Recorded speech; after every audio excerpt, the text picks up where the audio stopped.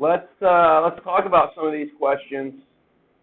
I know that we had somebody asked about the boat question, so let's start there. But we can do,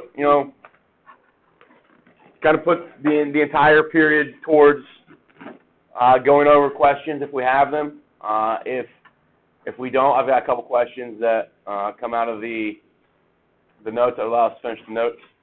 But I think it does make sense to spend time on these. So vote one.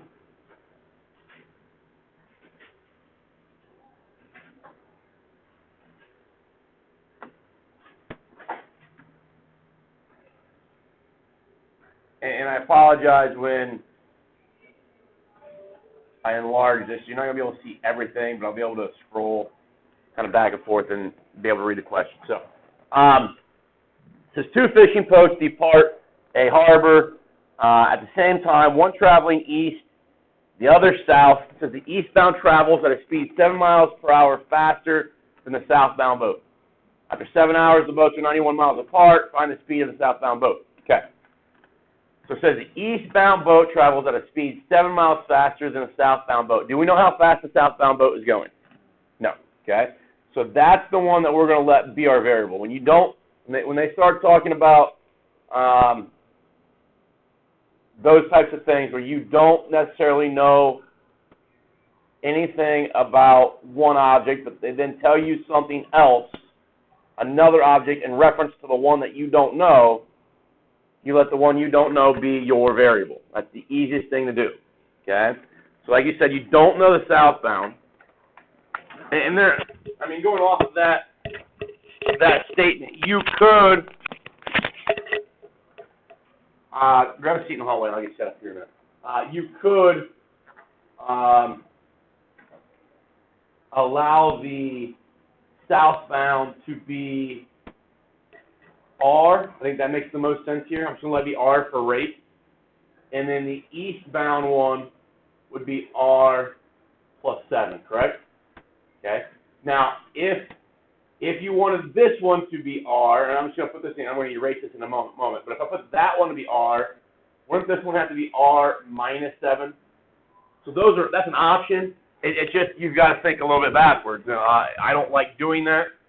In my experience with other students, not very many people are going to do it that way. So I think it makes most sense to go R in R plus 7. Give me one moment. I got to get him set up for a quiz.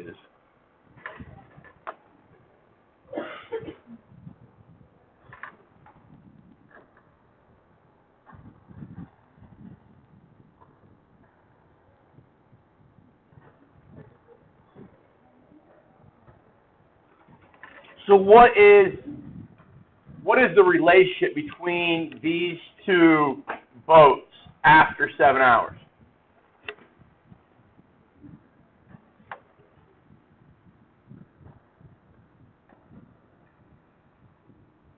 How far apart are they?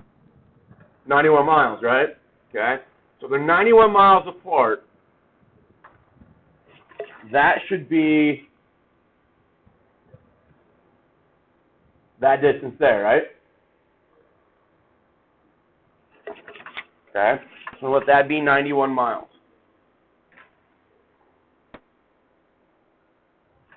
Now, the thing we got to pay attention to, and I apologize, green's not, it looks great on my screen, but the projector is about 30 years old.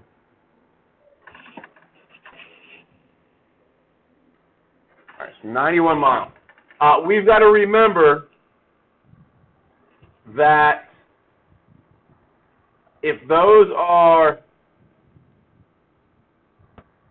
in miles, or that is in miles, and the other two are miles per hour, can we relate those things? Are they the same? No. Okay? So what we need to do is somehow get the rate into distances or the distance into a rate.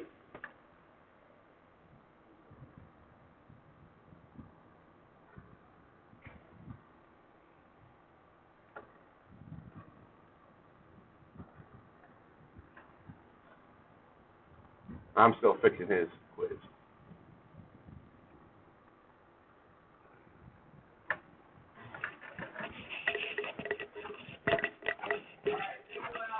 I see if you can log in. Just hit refresh real quick. Awesome.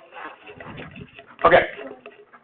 So how do I do this? What if I want to convert these into distances?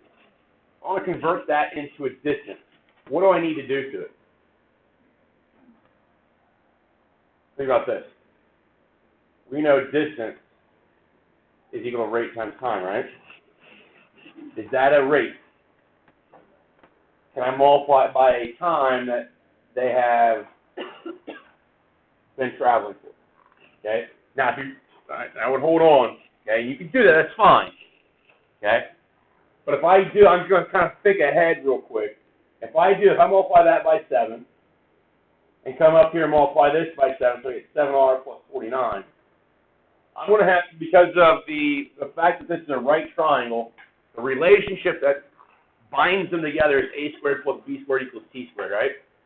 So I have to take 7r squared, it's going to give me 49r squared, okay?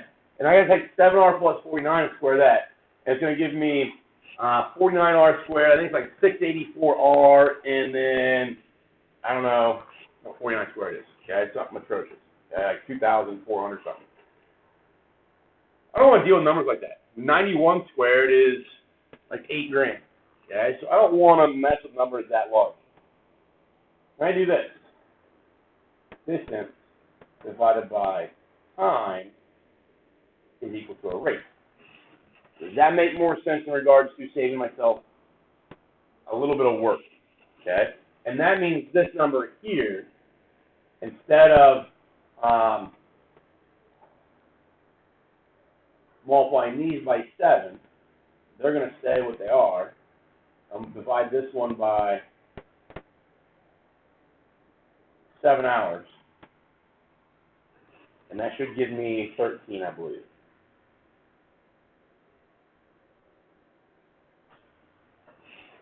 So now they're all 3 in rate, which is good, because when I'm solving this, I should then be left with an r, which we chose to represent a rate, and that's what they're asking. They're asking what's the speed of the southbound boat. So if I say r squared plus r plus 7 squared is equal to 13 squared, which is 169, r squared plus r squared plus 14r plus 49 is equal to 169. 2r squared plus 14r minus 120 is equal to 0. Divide everything by 2. We get r squared plus 7r minus 60. That should factor to r minus 5, r plus 12, and that's going to provide us then r to be 5 or r to be negative 12, right? Now remember what r was. R was a rate. It's a speed. Can I go negative 12 miles per hour? No. Okay? So that's not a solution. So r must be 5. And then if need be, the eastbound one would be 5 plus 7, which would give me the 12. That's going to happen more often than not, where we've got to, we know we're working with quadratics, but there's a kind of overarching governing property, like the Pythagorean theorem, that we have to apply in order to generate that quadratic. Okay? I think there's a lot going on there. You got the quadratic idea, you've got distance equals rate times time, or distance over time equals rate. I think that's a complex question. Gets you thinking. That's how you would approach that one.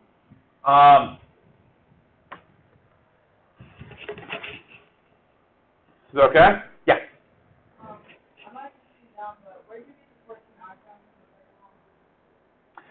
When we take, so this r plus 7 squared here.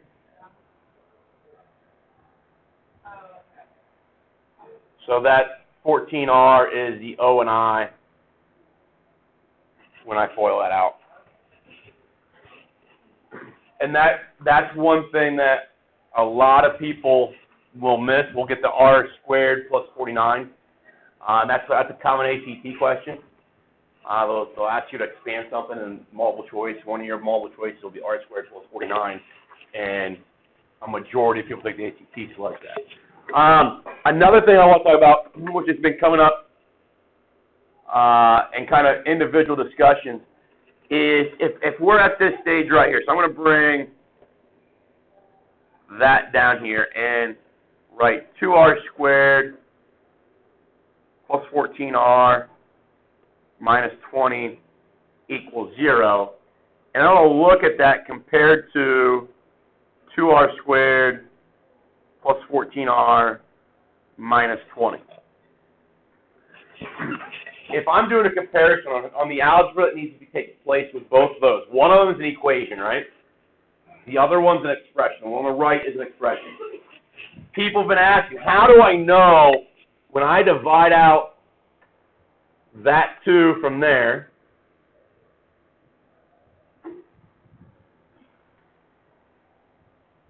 and the 2 from there, and the 2 from there, and the 2 from there, how do I know that 2 can disappear? Okay?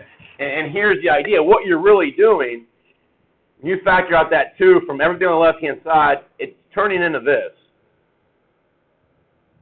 A lot of people might not write it this way.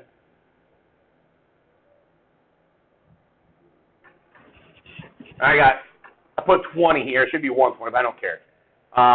Just proving a point. At that stage, are these two things being multiplied together? How do you undo multiplication then? Division, right? I can divide that side. That's going to cancel with that. But if I'm going to divide the left-hand side, I always have to divide the right-hand side. Can I do that division?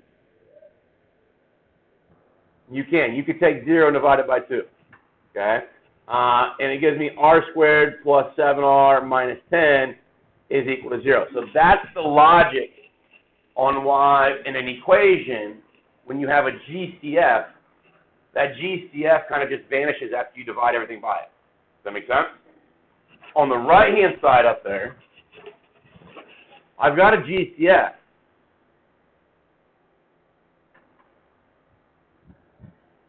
Okay, but it's not an equation anymore, so I'm not going to get rid of that 2. Does that make sense? Because in an expression, every single line has to be equivalent to the one before it, right? Or every single line has to be equivalent to any other line of simplification throughout the process. So if I were to just let that 2 vanish, I no longer have that purple 2r squared plus 14r minus 20. Does that make sense, everybody? So that's the difference on when you can essentially allow a GCF to vanish, and then the situation where it has to stay. And it's all because of that idea of an equation. Does that help with that question?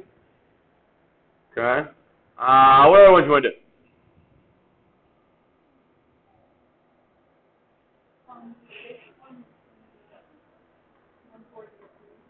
Say it again. Okay.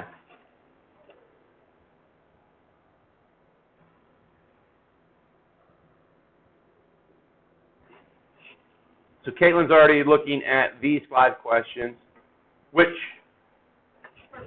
are the same thing. Some story problems with quadratics, and there's one about like fish in a lake or something like that.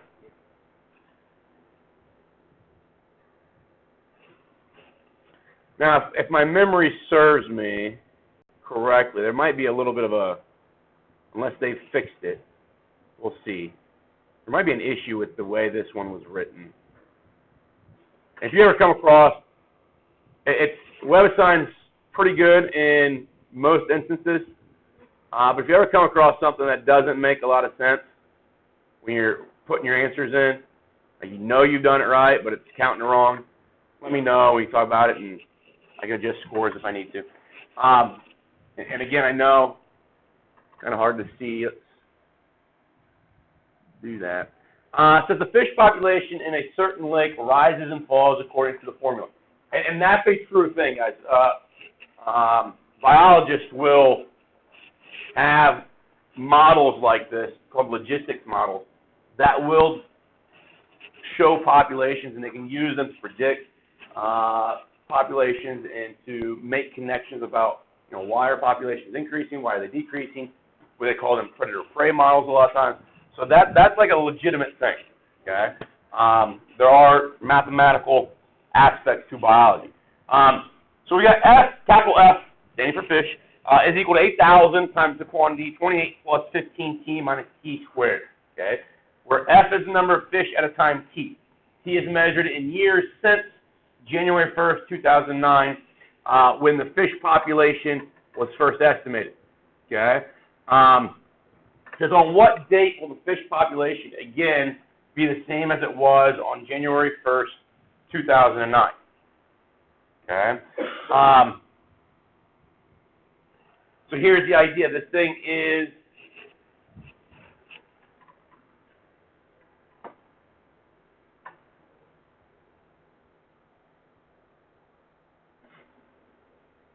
going to provide the quadratic, right? So it's going to provide us a parabola. Okay.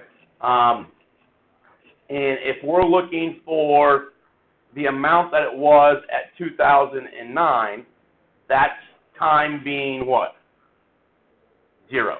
Okay? That's my initial time. So to know how many fish were there at time 0, I need to plug in 0 for t. Does that make sense, everyone? Okay. Let's go ahead and do that. I've got F equals 8,000, 28. Now, if I plug in 0, doesn't that go away? And that go away? Okay, so essentially all I'm interested in is what 8,000 times 28 is.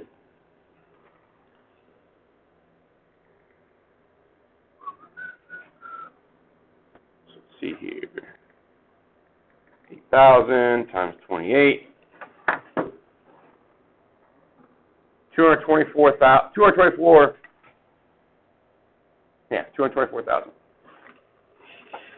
Okay? That's how many fish were on January 1st, 2009. Okay? It wants to know, when do we get back to that number? Well, that's answering this question. When, so that's the time, is the fish population going to be 224,000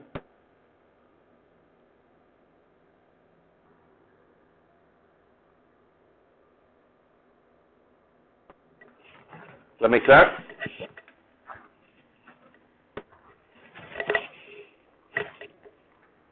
Okay. Now, when we go through this, one of our solutions should model that January 1st, 2009 number, and we'll talk about that once we solve it. Let's go through. Let's take that 224,000 divided by 8,000. Should give me that 28. Makes sense. So I get 28 is equal to 28 plus 15t minus t squared. What's going to happen to 28? Cancel each other out. Okay, so we get 0 equals 15t minus t squared. Okay, now what can I do there? These are the type of quadratics that we should prefer, because we don't have to have a technique other than GCF here, right? They both have a t in them, right? Let's take that t out.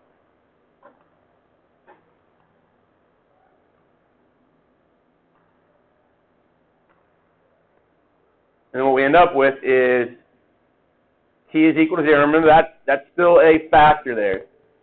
So we set that equal to 0, which gives me my quick answer of 0, and it gives me my other one of 15. Okay? So the t of 0, that's the answer that mimics January 1st of 2009. That's your initial population. Good? Thank you. So that mimics your initial population, and now 15 is when we get back to that population again. Okay, so I don't know what this curve looks like. We can maybe graph this in a minute on GeoGebra. But what's going on is that we're starting concave, I don't know what it looks like in regards to like how tall it gets, what its maximum is, all that kind of stuff right now. But I know it's starting there at, or not there, do it this way, at time 0, okay, we're saying we have a height of 24,000, okay? At time 15, we're back at that same height. Does that make sense? So my parabola is doing something like that. We're intersecting here at that y value of 224,000 at those two time intervals. Does that make sense? Okay, so it's in years. So 15 was years.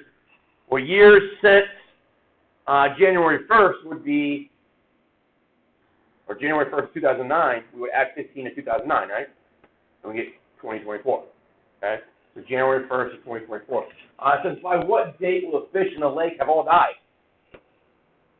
Okay? Kind of creepy. But what would that represent? What are we talking about capital F being if we're interested in them all dying? 0. Okay? So by what date will all the fish in the lake have died? So we're looking at, remember this curve here is showing me the population. Okay, so any point on here is a time, comma, population of fish, or I think they're using capital F. Okay? So the question is, what is the t value when your F, or population, is 0? So what we're going to do there is we're going to take 0 as our capital F equals 8,000, and then 28 plus 15t minus t squared. If we divide both sides by 8,000, we get, I'm going to rewrite this way, negative t squared plus 15t plus 28. Okay. I'm going to divide by negative 1. This turns into t squared minus 15t minus 28. Are there any numbers that multiply together give me negative 28 and give me negative 15?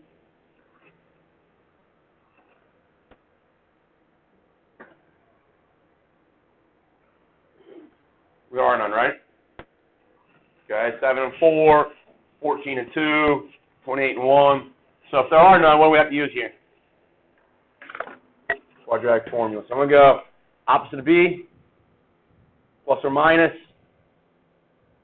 b squared minus 4 times a times c all over 2a. All right, so we're looking at, so what, 225 plus then 112 gives me 15 plus or minus root 337 over 2. Okay. Now I'm going to rewrite those as individual result, so 15 plus root 337 over 2, and 15 minus root 337 over 2. Okay, so just like, I look at 337, and it's bigger than 225, right? And the reason I'm thinking 225 is because that's the perfect square that would result in 15, correct? So when I say that second one says 15 minus root 337, I'm not even going to type that in my calculator because I know that's going to be a negative value. Does that make sense? And what we're solving for here, remember our variable was t, right? So when I do that one, that numerator is going to be negative. Divided by 2, it's still negative, right? So my time is going to be negative. So I'm not interested in that one. I want to take the other one. I want to take 15 plus root 337 and see what that gives me. So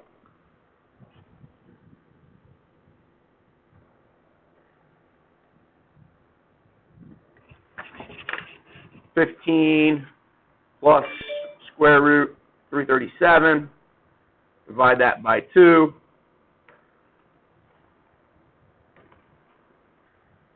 Guess I can't do it that way. So 16.67, right? Okay.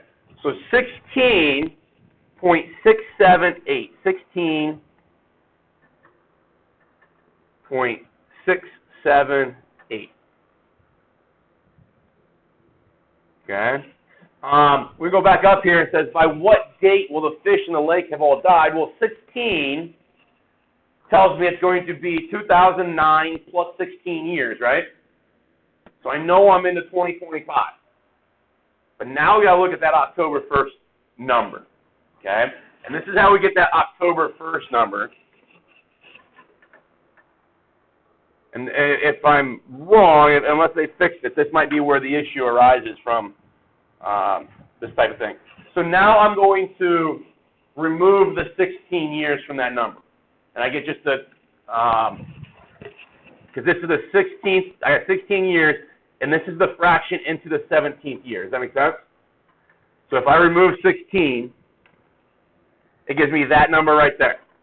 Okay? Now I'm going to multiply that by, let's multiply by 12. Because there's 12 months in a year, right? If I multiply that by 12, I get 8. And this is the issue. What's the 8th month?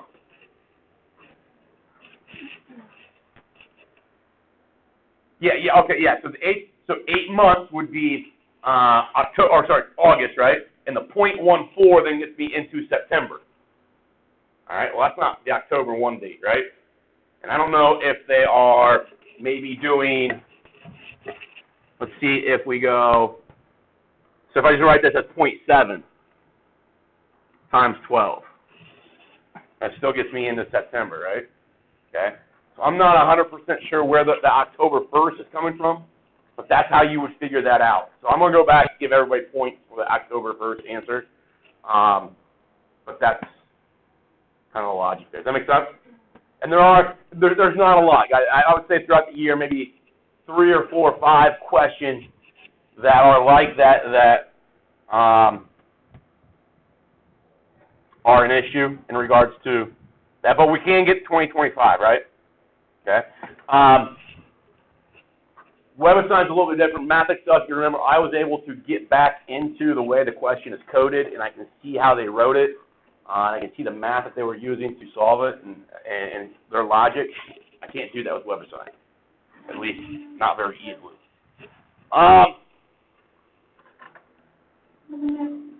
Any others? Mallory?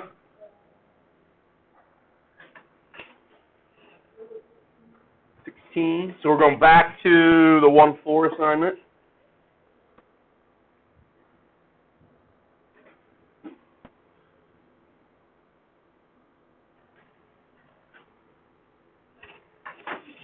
And as we're doing this, guys, feel free to interject, ask questions. I mean, it doesn't have to be me talking, you guys silent. Okay?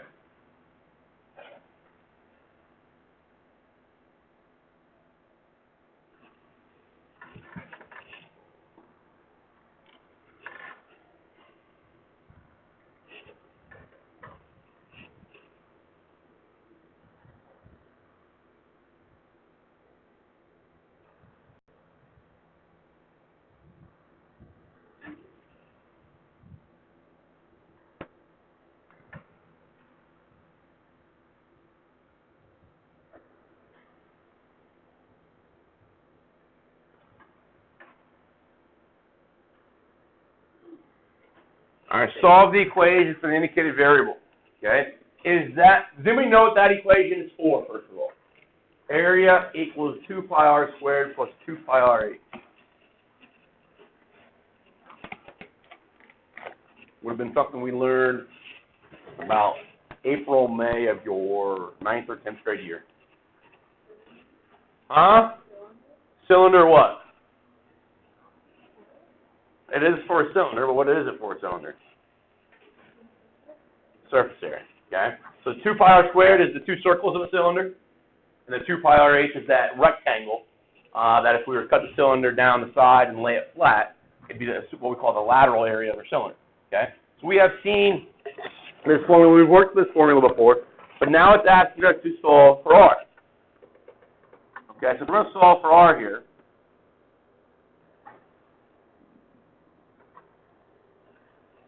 We need, because it's r squared, right? There's a quadratic term. We need this side to be what? 0. Okay? And that's something that people overlook. People a lot of times just want to deal with the 2 pi r squared plus 2 pi r h. Okay? You have to understand when you're given formulas, all parts, even the isolated part, is an unknown. Okay? It's capital A is a variable. Okay? We have to treat it that way. So what we're going to do is move that over. We have 0 equals 2 pi r squared plus 2 pi r h minus capital A. All right. Now, it's kind of ugly, but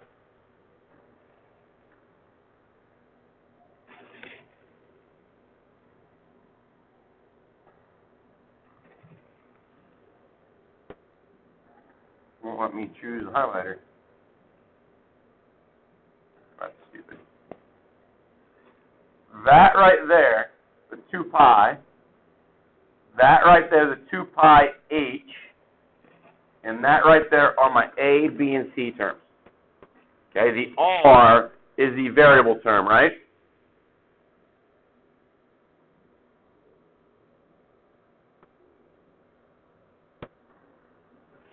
All right, so if I go to 0, maybe I should rewrite it this way. 2 pi, you guys don't have to write it this way, but maybe it makes more sense.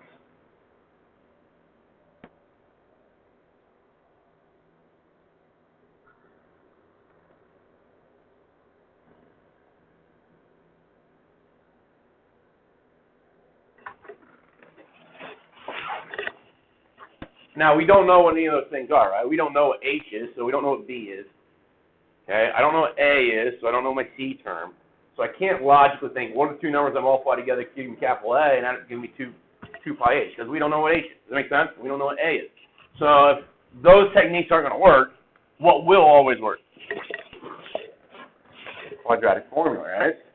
And now remember, when I do the quadratic formula, you're solving for the quadratic variable. So you're solving for R here. We'll say R is the opposite of B, so negative 2 pi H, plus or minus B squared, would be again 2 pi H, but we'll square that, minus 4A, which is 2 pi, times C, which is capital A. All over 2A,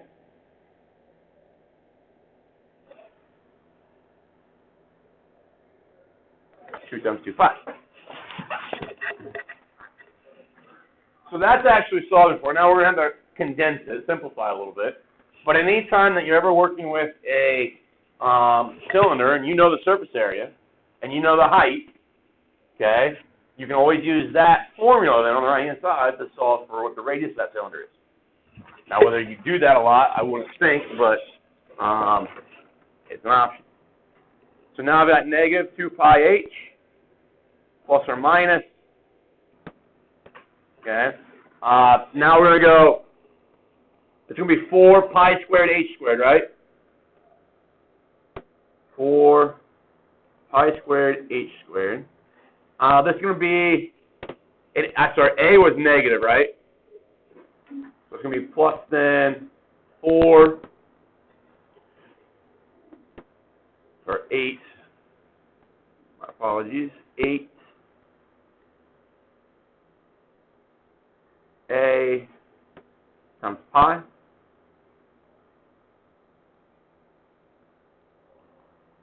All over 4 pi.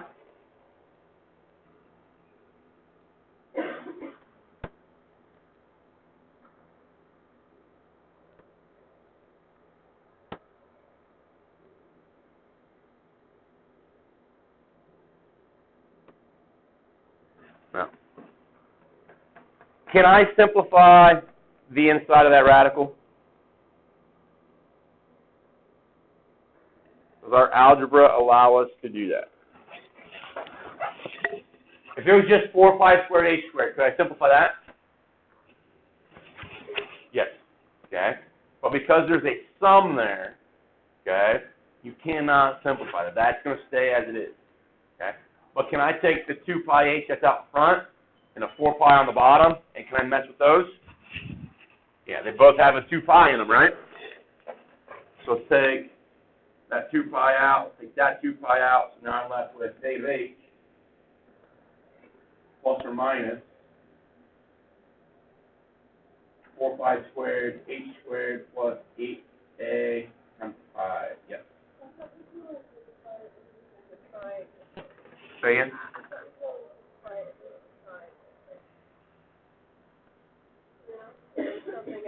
Oh, yeah, I'm sorry. That's my fault. You're right. My fault. Thank you, Claire. I was paying attention. We can only simplify. That's a 1 right there, right? I can only simplify if all 3 parts have that. So we have to stop there. My apologies. So when you type that in, you actually comma like you do the plus one. Yeah, so the hard part of that is typing it in, right? You should be able to type it in. I think this will work. You don't want to type that in twice, right? So you should be able to type all that in one time and then highlight it all and hit Control C, and that'll copy it, right? Then hit your comma, move your cursor to the right of the comma, hit Control V, and that will paste it, and then just scroll through and change the sign. So you don't have to type that thing in twice.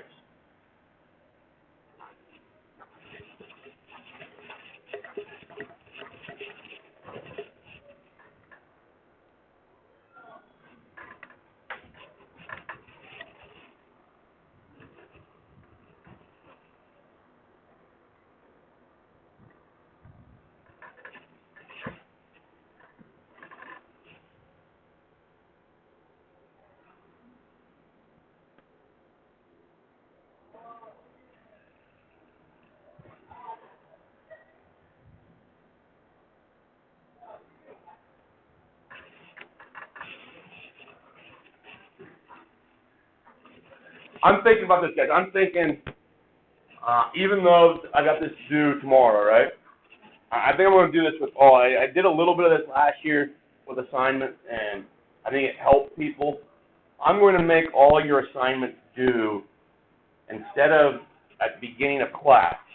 I'll make them due at 11:59 p.m. Does that make sense?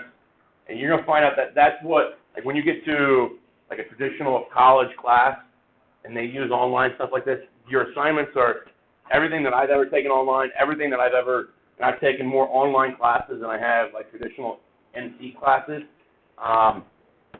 Regardless of the content area, most of your assignments are due on like a Sunday at 11:59 p.m. or a Saturday, 11:59 p.m. So it gets you guys used to that. I think it'll give us one more day of being able to talk about the assignments as well before it's due. Does that make sense? Okay. So tomorrow, because we're got like 3 minutes here. Tomorrow we can finish up talking about these. I'm going to, so I recorded your class and I'll post these questions online. I'm also going to record next class. They might have different questions. Does that make sense? Okay, so you guys asked kind of the same questions they did yesterday. So hopefully today they asked different ones, and now you have just a larger collection of sample questions to look at online. Does that make sense, everybody? It's kind of like what I like to do with the homework when we're going over them is record both classes, and that just gives you a bigger sample space to look from.